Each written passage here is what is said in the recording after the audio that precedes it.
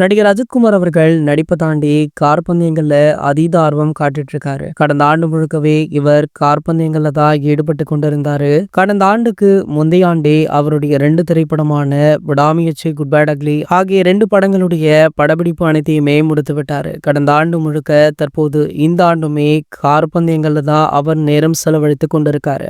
தற்போது பாத்தீங்கன்னா இந்த மாத இறுதியில அவருடைய அடுத்த திரைப்படம் அப்படின்னு சொல்லப்படுற AK-64 படத்துடைய படப்பிடிப்பு ஆரம்பமாக இருக்கு. இந்த நிலையில ஏகே ரசிகர்களுக்கு ஒரு குட் நியூஸ் வெளியாக இருக்கு.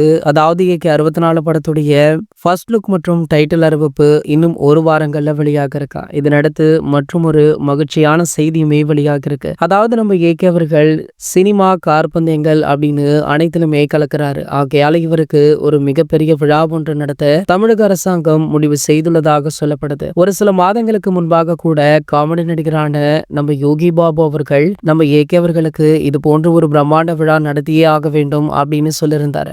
தற்போது பாத்தீங்கன்னா அது நிறைவேற இருக்கு. அதற்கான வேலைகள்ல தமிழக அரசாங்கம் அதி தீவிரமாக செயல்பட்டு கொண்டுமே இருக்காங்களா. எலெக்ஷன் வேற வருது. தளபதி விஜய் அவர்கள் வேற அரசியல களமிறங்கியிருக்காரு. இந்த நிலையில திமுக தரப்பு இப்படி ஏகே அவர்களுக்கு விழா நடத்துவது, ஏகே அவர்கள் திமுகவுல இணைந்து விட்டார் அப்படின்றது போல வெளியில் பேசப்படும் அப்படின்னு பல கருத்துக்களுமே சோசியல் மீடியாக்கள்ல உலா வருது. இது போன்ற செய்திகளை பத்தி நீங்க உடனே தெரிஞ்சுக்க நம்மளுடைய சேனலை மறக்காம சப்ஸ்கிரைப் பண்ணிக்கோங்க.